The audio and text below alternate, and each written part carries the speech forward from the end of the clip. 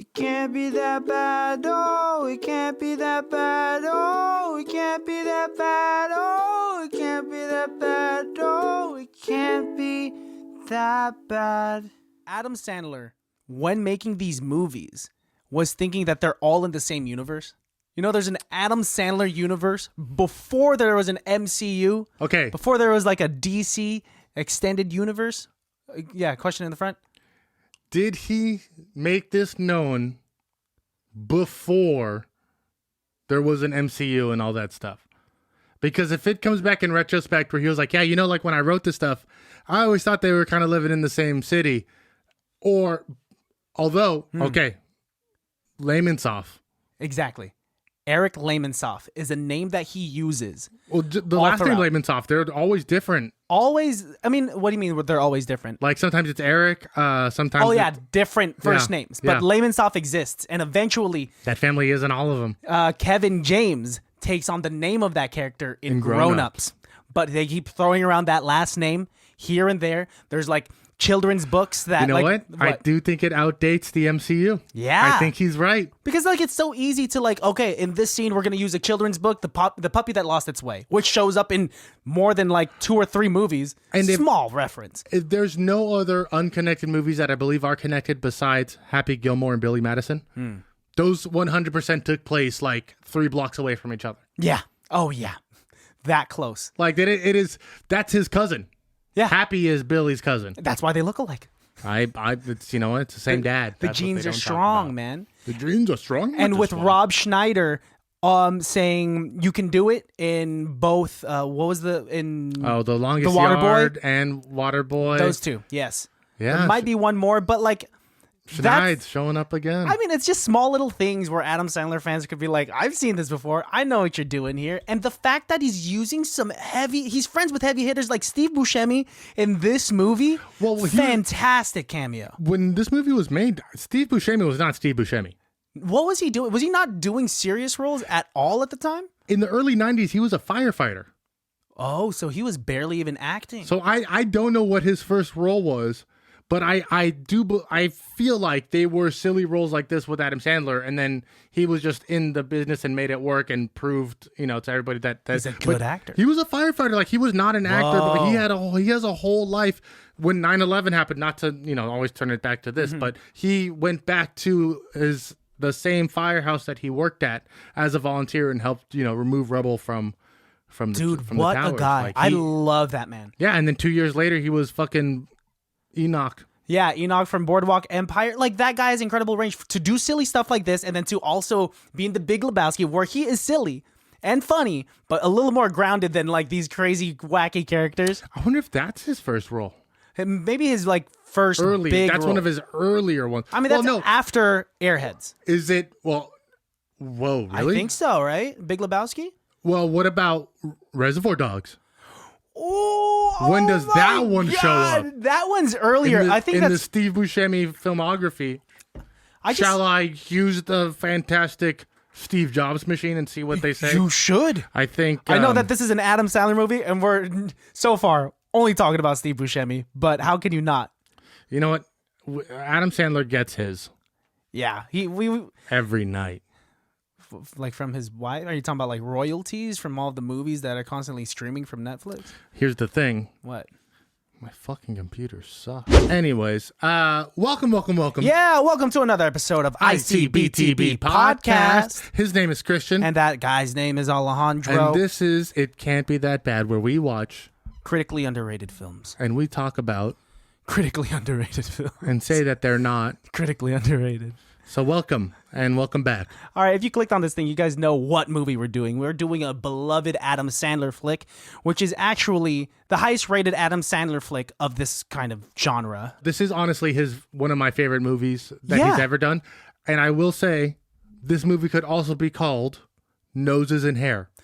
I don't like that title. It technically can still be called that, but the wedding scene is so much nicer. Like very defined noses and very defined hair. Everybody. I love the 80s. Like the fashion here. And like I said in the last episode, did not realize this was a period piece until this rewatch. I really just thought it was a contemporary. Because it was made in the late 90s, so they went back a decade to really... Why did they go back into the 80s? Were wedding singers really that much more prevalent? To make the joke, yeah, because DJs, I assume...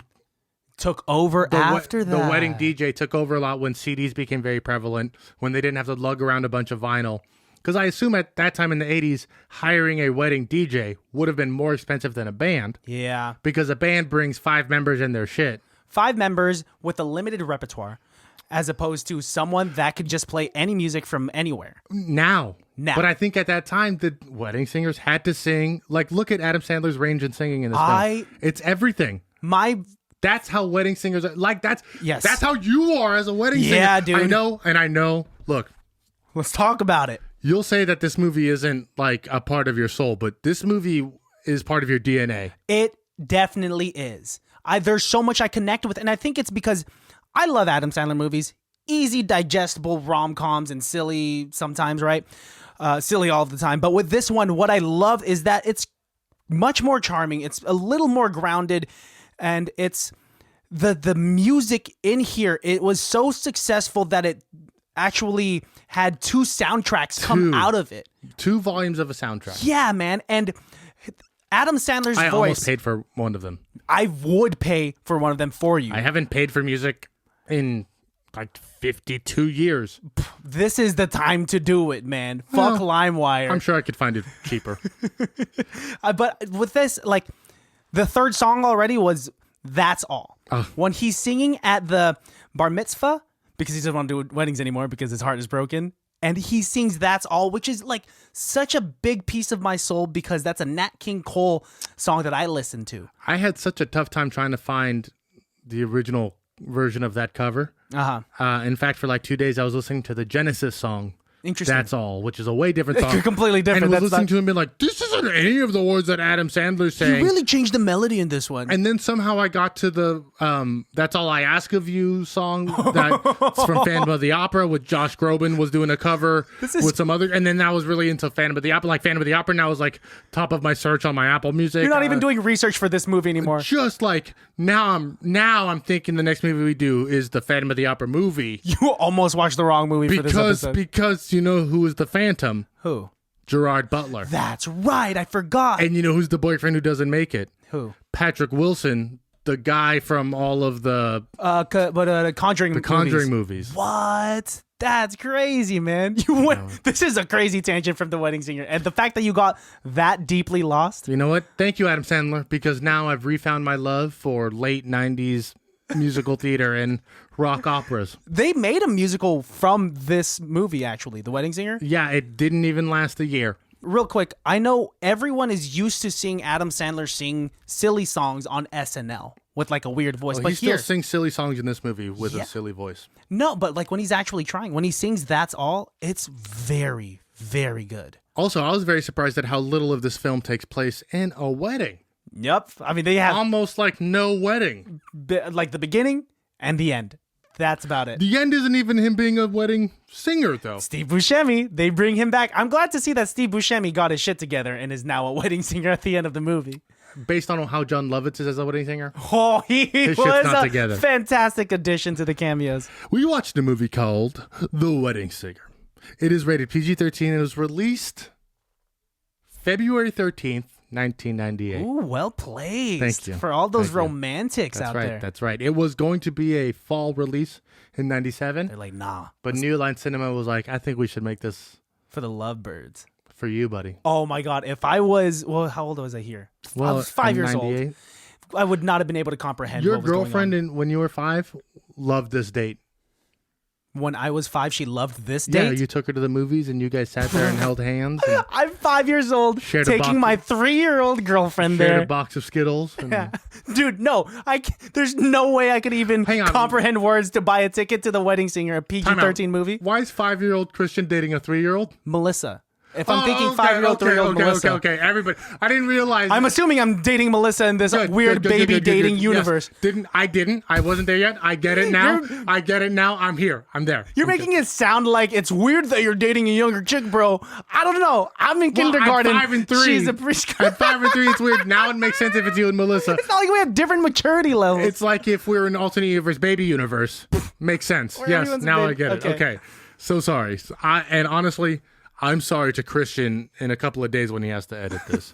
It has a runtime of 1 hour, 35 minutes, or 95 minutes. It has a 6.9 out of 10 on IMDb, which I think is the funniest rating IMDb can give. It has a 69% on Rotten Tomatoes, which I think is the funniest. They're not all 69s, are they? Well, you're kidding. And on Facebook, it has a 4 out of 5. Okay. Would you like to guess what percentage of Google users approve of this film? 90. And then Karen's over here. She's got a microphone that she's not going to use, but she'll pull it down and say... 69. That's good. That's good. She learns well. For the bit, yeah. Yeah. It's 90%. Ooh, wait. Right on the dot? On the nose. Got it. Yeah. Good job. Good job. Synapses coming at you. Right at you. And here's the first punch in the stomach. Set in 1985. Adam Sandler plays a nice guy with a broken heart who's stuck in one of the most romantic jobs in the world, a wedding singer. He loses all hope when he's abandoned at the altar by his fiancée. He meets a young woman named Julia who enlists his help to plan her wedding. He falls in love with her and must win her over before she gets married. It had a budget of $18 million. Okay. Would you like to guess how much it made in its box? I think it was a wild success. I don't think Happy Madison Productions were made yet, but I think he's still rolling off of the success from Billy Madison, right? Is Happy Gilmore before this? I think so. And so with that, everyone wants to see this Adam Sandler flick. I think he's still in SNL when this is going on, or did he just leave? I believe he was only in SNL for 2 seasons. Whoa, very he short left pretty stint. quick. But it's the Sandman, it's Drew Barrymore. Like people knew what was going on. How can you not? Yeah, so they February went there. 13th. Think about how many Valentine's Day couples were like, "What are we gonna watch? Fucking Predator 9 or?" I'm gonna Adam say Sandler. Predator 9, but in 1998. I'm gonna go with $80 million. Karen, you want to pull that mic down and guess a number? What was the budget? 18 million. 120. Whoa! They made $123.3 million. What? Really? You were so close. That's wild. I totally just guessed that because I'm so bad at that. I went for something lower because it was like the late 90s still, and I didn't know if that was normal to gross for a rom-com. It's the Sandman and Drew Barrymore, bro. Dude, the I bet Barrymores have been raking in money since the vaudeville days, bro. They know what they're doing. True, They and know. I bet you the trailer shows a lot of him singing, too, and they're just like, I actually want to see Adam That's Sandler the only sing. part of Adam Sandler I like is the Yeah, singing. yeah. And then you watch this movie and you're like, there's just a lot of him being like kind of an asshole, broken heart douche. He's very nice and sensitive. He's just a little emo. He ruins multiple weddings. Okay, maybe because he went back to work a little too soon, which I think he acknowledges was It's a actually mistake. his friend's fault. Yes, he was just, come on, dude, let's do this wedding. It's grandma's boy's fault. Yes, Alan Covert. Alan his Covert. buddy. I've never known his name. Mm-hmm. Alan Covert. I love his character. I love Alan Covert. He's fantastic in this. He I love his jacket. I love his glove. I love his mustache. In the Michael Jackson getup. In a Thriller red leather jacket, He's complete with a sequins glove. His only job in town is being a limo driver. He's the only limo driver in town, which I didn't realize is like a solidified occupation. First of all, it's a small town that they hint at a couple of times. Yeah. But the best part about it is when they make, and I know we're jumping around, but fuck you, new people. What? Don't say that. I'm sorry, new people. Stick around. Alan Covert has to do like a limo driver obstacle course. Adam Sandler's timing him. He's just like, sometimes I like to be a dick with him and give him a hard time. And he comes back and stops. He's like, how'd I do? And they're like, you hit 2 cones. Yeah. That could have been 2 guests at the wedding. And he's like, yeah, but they were cones. The way he says that is the best fucking delivery ever. That's my personality. They're cones. That's the personality I want to make me. Even though like they're saying like, yeah, he's got the job. He's your best friend. Of course he He's has a got the job. Yeah, of course. But like, what situation do you have to be to do this like speed trial run of with the limo None. where you're stuffing the bride and groom who are mannequins in this situation? Throwing them in. Yeah, breaking them apart in the back seat and figuring it out. Well, if you were a limo driver, I would do that to you. So the first wedding that he performs at Yeah. is where Steve Buscemi is at, being the drunk brother, and Best man. we get to meet the important characters of the wedding band. We don't get to know. There's like the old guy in the back is the drummer. We don't know his story, his character's name.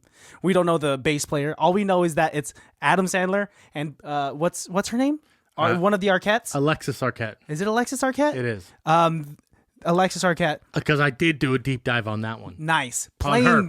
Playing George. Yes, based on Boy George. Based on Boy George, and playing all of the instruments. And only singing one song. Do you really wanna hurt me? So I love that she does that song, and when she finishes and Adam Sandler's not back, she just repeats it, which I think is a hilarious joke. It ends, and she literally does this signal that you see in bands, like, all right, run it one more time. And then even better is later on in the movie when she does get another chance to sing, she does the Yeah. and then goes right into it again, and it's like, oh my god.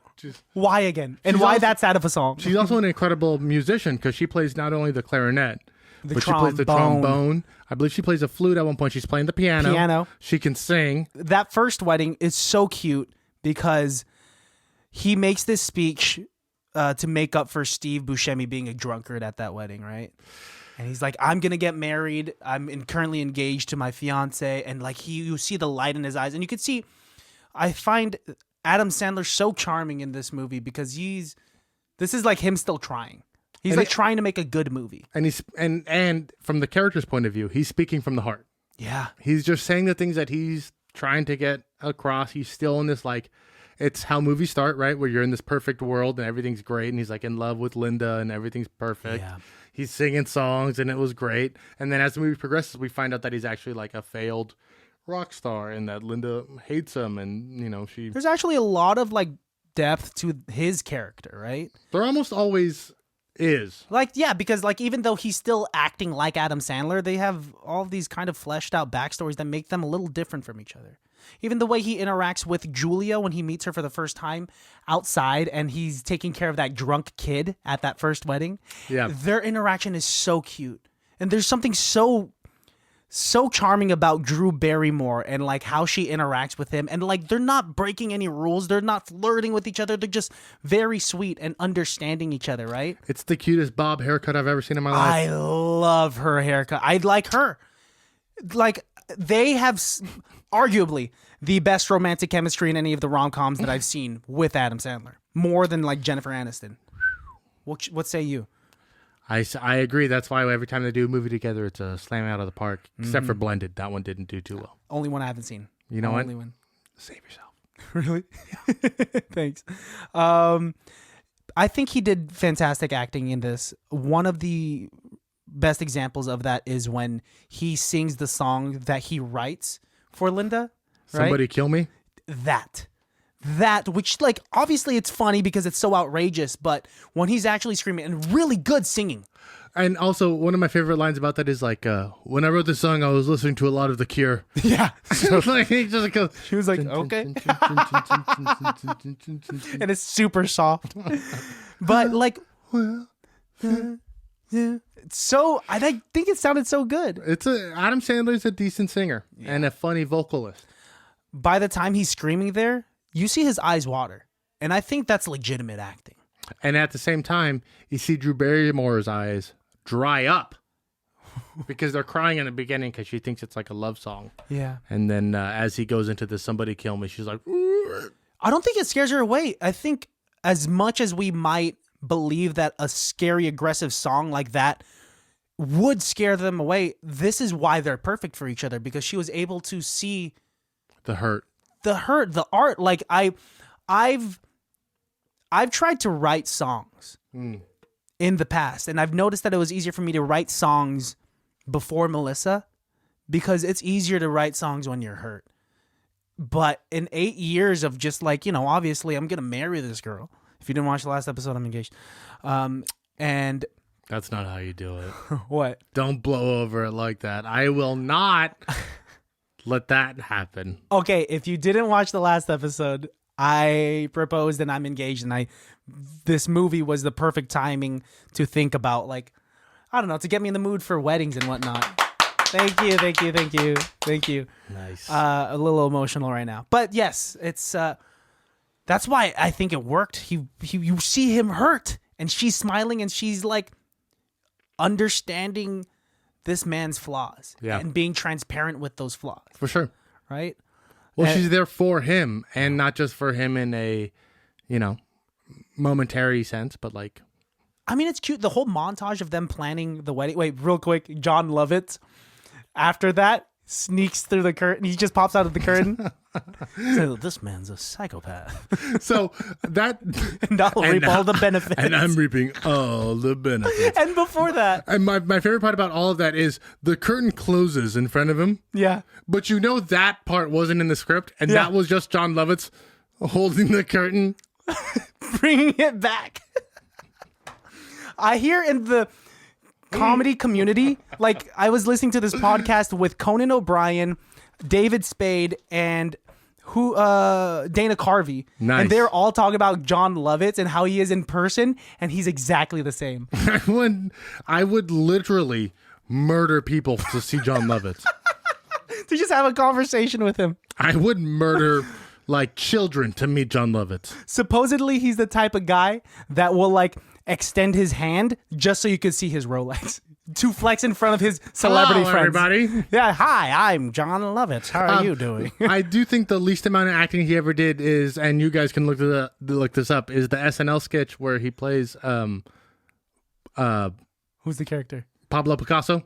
Stop. He does? And he's like at a coffee shop and they're like, Mr. Picasso, you have to pay your bill now. And he's like, oh yeah, no problem. Oh, he just tries. I'm Picasso. He is. I miss him. He needs to be in more things. And in Rat Race. Yes. When he steals Hitler's car. Yes. Oh, and he gets ink on his upper lip, and he like Lipstick. It's black lipstick. black lipstick on his upper lip. He burns his tongue. Swallows the cigarette lighter. So he's like, And it's out, and then like something happens with his hand, so it looks like he's doing a Sig Heil. It is wild. John Lovitz, please come back. John Lovitz, please come on to our show. And sing, what was it, Ladies Night?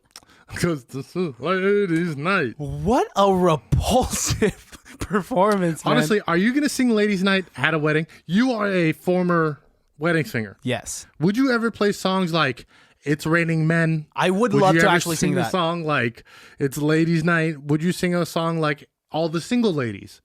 Yes, if specifically requested beforehand. I'm not just going to like learn that to have in my back pocket because the chances are slim. Those are your closers, bro.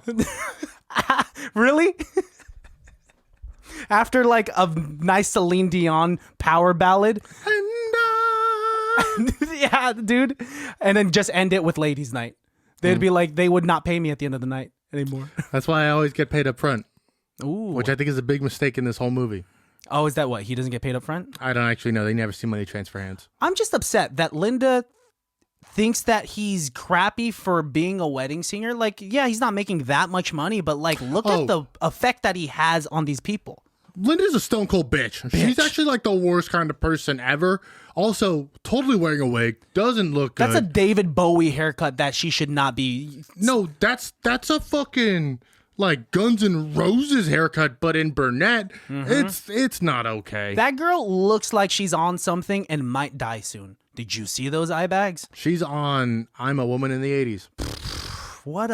And the fact that she didn't show up to the altar was fucking devastating. She didn't even write the note to Adam Sandler. I she forgot gave what his it character's to name is. She left it. She left it somewhere. And then her mom found it and then gave it to a friend who brought it to him at the That altar. woman never came back again. Thousands of dollars on that wedding.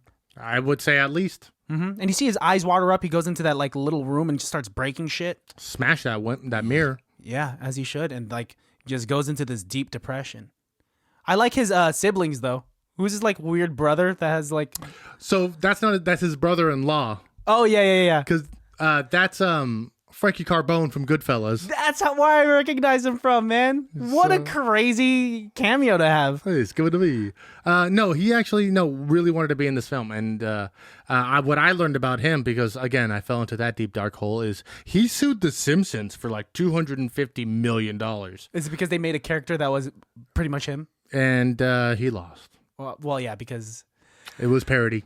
It's the parody, judge ruled man. it as parody. Who's your favorite cameo in this? Oh, John Lovitz. Okay, yeah, that's It has to be. It has to be John Lovitz. It's between Steve Buscemi and John Lovitz for me. Buscemi's great. Don't get me wrong.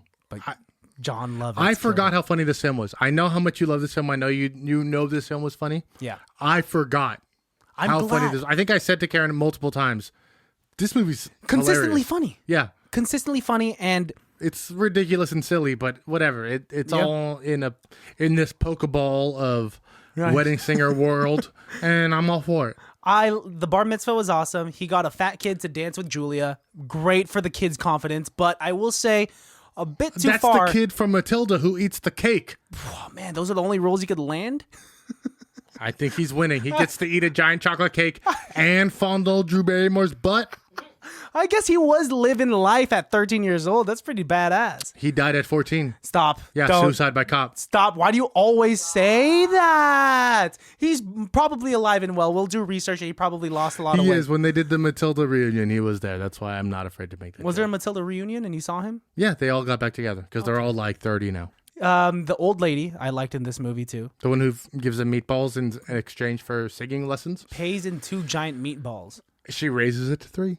Oh, yeah. He gets a raise later. And I like seeing her come back. It made me emotional to see her sing at her 50th wedding anniversary the song that she was practicing. Yeah. Really did that. That's true love. If you were married for 50 years, what song would you sing at the anniversary? I mean, a song that meant a lot to me and Melissa. That means a lot to me and Melissa. I could think of a good few. I'd pick a song that came out in year 1 of that 50 year. And so, like, no matter what it was, it'd be like, Oh, tonight I'm loving you. Oh, it would be, something modern at that point. Something that reminds you of like a senior prom or something. I like how she raps at the end too.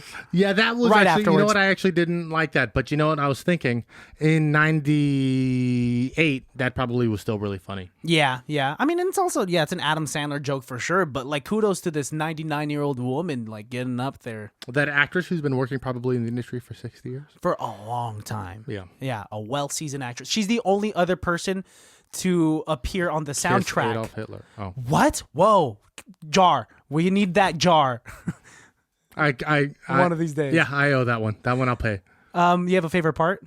That's tell you all. everything. That's all is a great cover. Yeah. I'm a little let down that there wasn't more wedding singing No. for a movie called The Wedding Singer. I'm fine with that. No, I mean, Caddyshack takes place entirely on a golf course.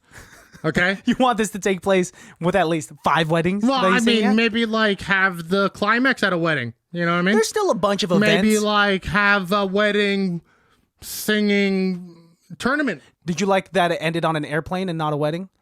I like that it ended with Billy Idol.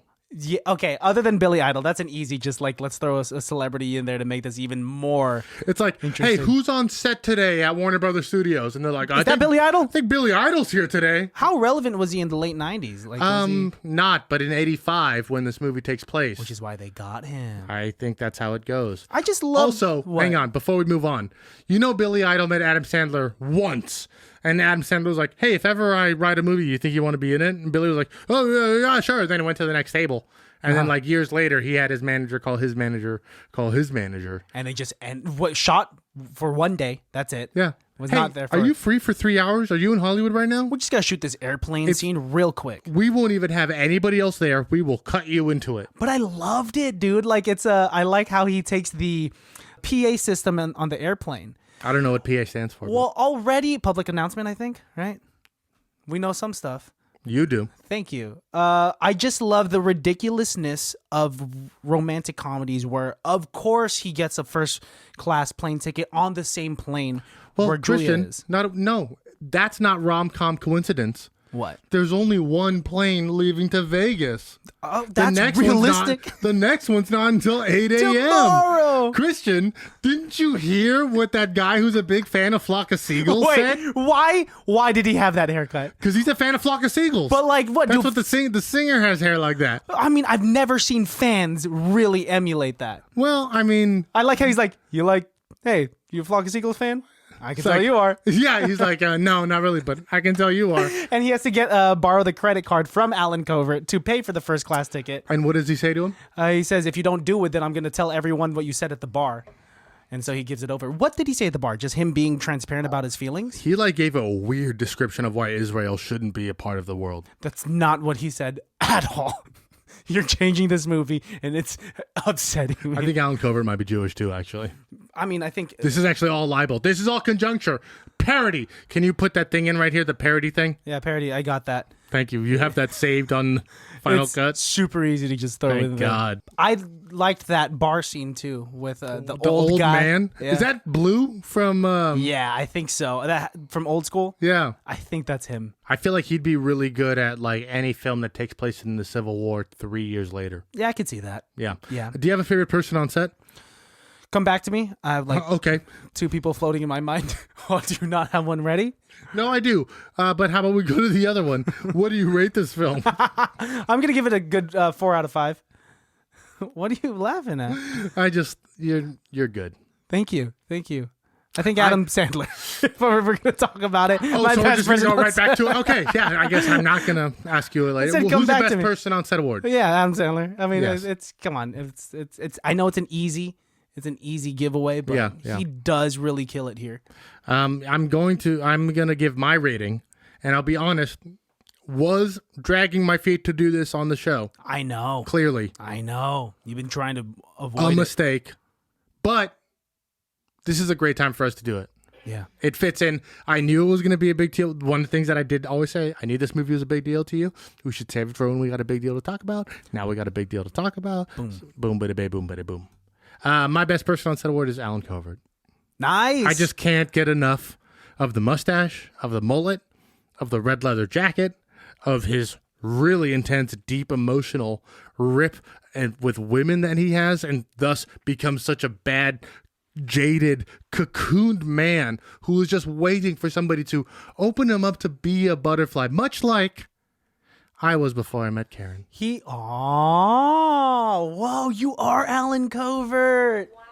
Wow, that's cute. Karen, wow, that's some good brownie points there, baby. Yeah. He is a fleshed out character. He said growing up, he looked up to characters like Fonzie, and he was just like, guess what happened to Fonzie? They're 50 years old and still hitting on girls. Do you Yeah. want to be that guy? No one wants to see that. No one wants to be that guy. But you know what? What? I had that reaction at one point too. You know who my heroes were? Who? Barney Barney Stinson. Stinson, Yeah, yep, Joey Fatone, yep. and Joey Tribbiani. And look what happened to some of those spin-offs. Joey Fatone he's the host of Unwrapped. That's true. Okay, I'm talking about Joey Tribbiani. Oh, Yeah. Got canceled. No one wants to see that. he got canceled? No, his show got canceled. Yeah. Wow, that word has changed meaning in our lifetime. What do you rate it? I give it a 4 out of 5. Wow, that's actually really solid for you to give a Sandler flick. I should not have dragged my feet on this one. This is the best Adam Sandler film that he's made. Yes. There are really good, really funny other Adam Sandler films, but this one, as the ASCU, Yeah. Adam Yeah. Sandler Cinematic Universe, this one is the Avengers. Wow, that's a good way to freaking put it. I just think it's the acting that is actually put into this like dumb, silly film, like really good. Like I love the moments where how have we not talked about Christine Taylor? I love Christine Taylor. Fat crush on her ever since Dodgeball, even though Dodgeball came out after this. What? That is okay. That's what she's from. Yeah, Ben Stiller's ex-wife. Yep, I love her. And like there's a moment where she's trying to be with, it's because of her that a lot of great moments in this movie occur, when she's talking to Julia, saying, "Hey, you're gonna have to figure out your kiss when you're up there on the altar. Like, you can't. What are you gonna do? Church tongue? What's church tongue like? I still don't know what church tongue That is. scene was a little weird where she was like, "Why don't you guys kiss?" That is kind of weird. That's kind of out of pocket. You probably shouldn't do that with someone that's a fiance, right? No, she really pushed that into it. And then in response to it, her reaction is, "What if I kissed him?" Yeah, that was like Robbie's like really cute, right? And then her whole like reasoning, even when she's about to kiss Robbie or Yeah. Adam Sandler, she's like, you remember that kiss you had with another girl? And he's just like, my mind's like all over the place. I just really want to have that kiss with you. And he's like, I'm actually like going through like a mental breakdown right now. so like I can't I'm on remember like 4 it. different like antidepressants and like my mom just came home and I don't really know. She's just like, why don't we try? Let me refresh your memory. And then like she goes at it and she was like, that was really hot. And he's like, yeah. He's like, so Julia stays at Glenn's all the time? And she's like, yeah, why? Not all the time. Not all the time. And he's like, okay. And she's like, oh my God, I never saw it until now. you have a thing for Julia. Just Yeah, like, that thing's called a penis. no, he's thinking with his heart and not with his genitals, man. His heart on Yeah, no, he's not. his He's sleeve. yes, his heart on the sleeve. His dick sleeve. Stop. I hate jar. We gotta get you a freaking jar, man. You get a jar too, but every time you have to put it all in the jar, it's for every time you are You're struggling. Christian, do you have anything you want to say? I know this movie means a lot to you. Anything you want to say to anything you want to say to Melissa? Melissa, I love you with all of my heart, and I'm excited for our future. Now, what about your fiance? What? Stop. What the heck, man? Yo, what the heck? Wait up. There's some honorable mentions that I have to say about this movie before we do in the episode because I love it that much. Hit me. Fuck Glenn. He's an asshole. He's calling women's asses by calling them grade A meat. Disgusting. And he is a weird looking guy that he looks like a cartoon character. That's not a real human. I'm not going to defend Glenn. And he's an asshole Yes. to Julia. To everybody. And his last name sucks. Julia Gulia. What?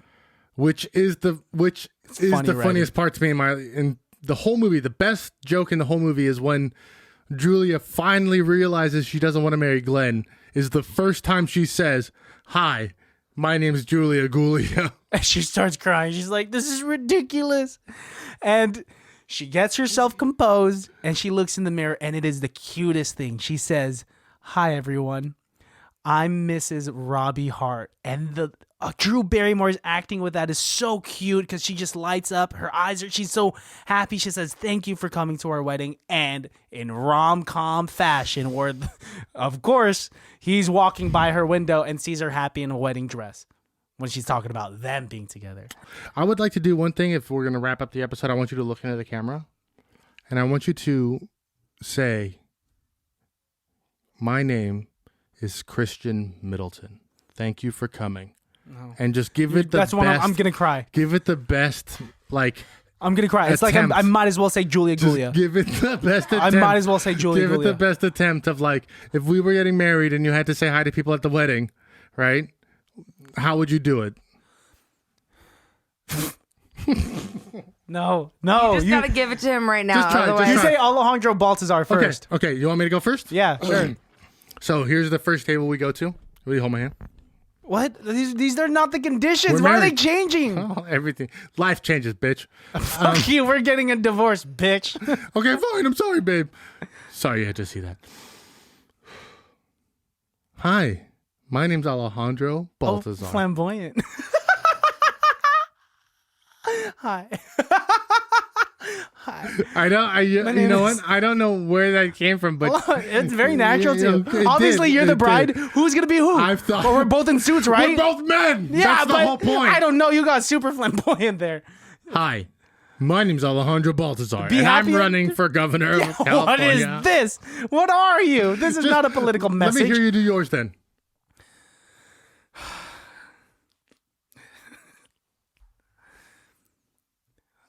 Sorry, I wouldn't lick my lips at a table. Please. At a wedding table.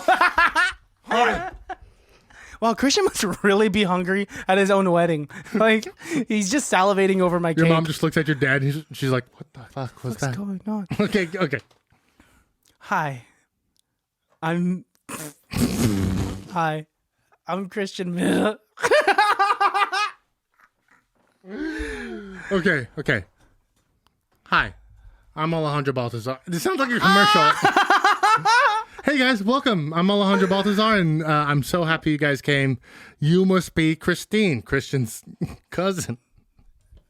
Don't laugh at my cousin. That's fucked up. I'm sorry. She's wearing a funny hat. Hi, I'm Mrs. Mrs. Sorry, I was thinking about the Julia Gulia part. Hi, I'm Mr. Fuck it. I'm Christian Baltazar, and I love who I am. Keeping my last name. You're keeping all of that in because you called yourself Mrs. No. Yeah. Just one. Say Christian Middleton. No.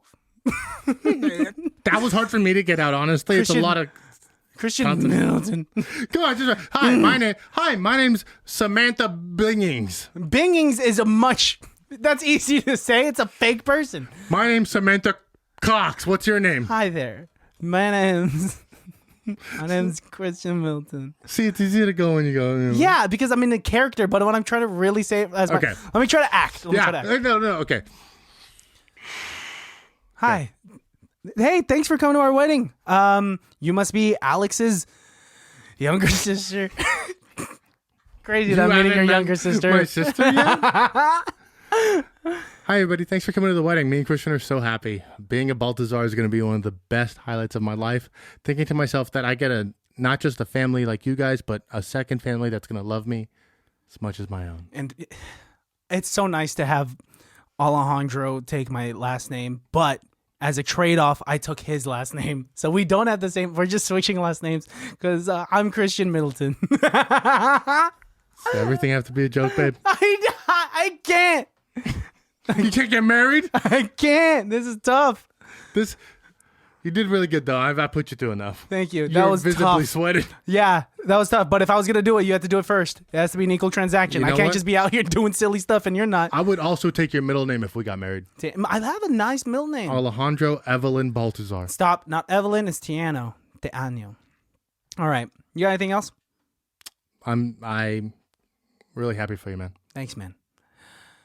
I appreciate that. I thank you guys, baddies. I thank you for everything, for making this life a little bit better for me. Don't expect the wedding anytime soon. That shit's expensive. No, that's like what? That's expensive. Don't keep that part in. For Mel's sake, don't keep that part in. No, she knows. We want to buy a home first. I'll keep it in. And be neighbors with us. Good, Yeah, we're going to try to be neighbors with you guys. Yeah, Good. neighbors. All right, everyone say bye. Communication is the key. Bye. Bye. Can't be that bad, oh, it can't be that bad, oh, it can't be that bad, oh, it can't be that bad, oh, it can't be that bad.